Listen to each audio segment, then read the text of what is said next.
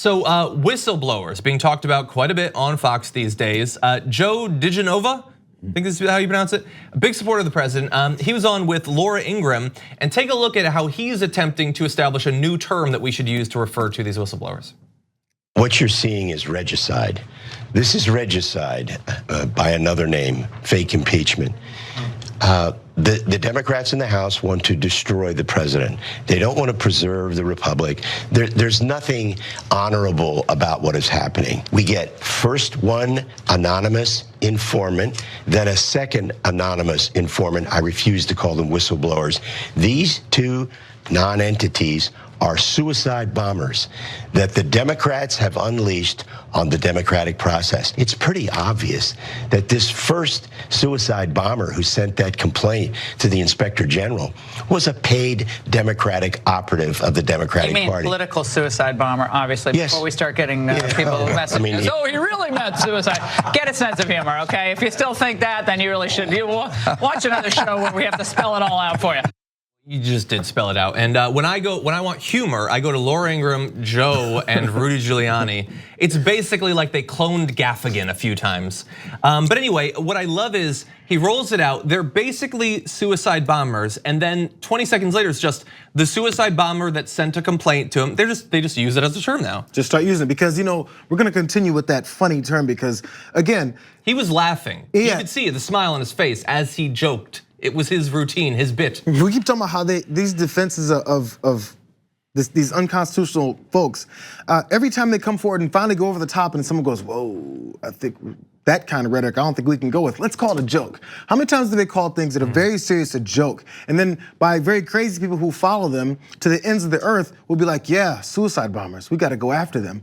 They don't take it as a joke. The people that come and murder folks over it, or who send mail bombs to news organizations, they don't think it's a joke.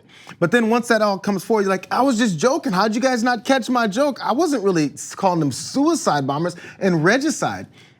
Yep. Did you have an explanation of regicide before I get into this? So regicide is literally murdering the king. Murdering the who? The king. The king. Yeah. Which king? The king of America? That king that we've got? Again, we're regressing back to this. Somehow we talk about this freedom we have. Oh man, we stomped Britain back in the day, man. We gained our independence from that rogue king. And anytime someone kills a king, it's probably because he was probably decimating and destroying the citizens because he's doing everything for his own benefit and worth. Yeah. We're now backing that up now.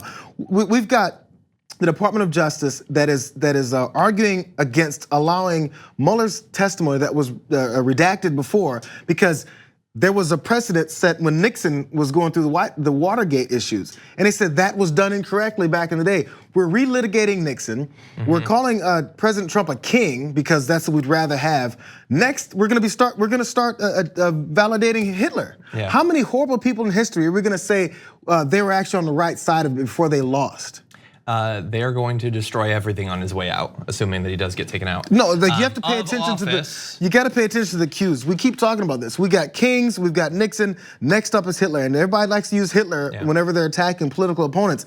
But maybe I'll bring up the bad guys they've already supported. Yeah. We're gonna be okay with this? Yeah, and is it a coincidence that in his two jokes, both of them involve trying to scare Fox News viewers into thinking that there was a mortal threat to either themselves or someone they support? So the whistleblowers aren't people who are concerned about what they see. And again, I've said this a million times, I'll continue to say it. If they disappeared today, he's already admitted to it in written form and on TV, but I digress. So they're suicide bombers, and they're not trying to remove Trump from office, they're trying to murder him. Your king or whatever, the person you support, they're trying to kill them. It's really insult to injury against the left because the right are the ones who actually do political violence, and then they spit in your face by saying that you're the ones who are politically violent. So that's a convenient little trick that they've set up. But look, I don't know how often Joe diGenova is on there. I would assume every night. This is going to spread. We're like 2 hours from Donald Trump calling the whistleblower a suicide bomber on Twitter. I mean, all of these segments are auditions for Trump tweets. That's all that they are. It's trying to trot something out, and maybe if it goes a little bit too far, like the Daily Wire guy who was attacking Greta Thunberg, he's banned now. That didn't make it to a tweet. They attacked her in different ways on Trump's Twitter. But if this is successful, then this is gonna be the official line. Matt Gaetz and Jim Jordan, all of them are gonna be rolling it out from now on. Well, Laura Ingraham was trying to save diGenova right there by saying it's a joke because, oh man, if he follows through on this, calling folks suicide bombers, American citizens who have whistleblower protections, calling them suicide bombers, that might get him cut off the way that last guy did because he wasn't challenged on air, or at least didn't go with the, oh, you're just joking, right? When you talking about this climate change activist that's a terrorist somehow. Exactly.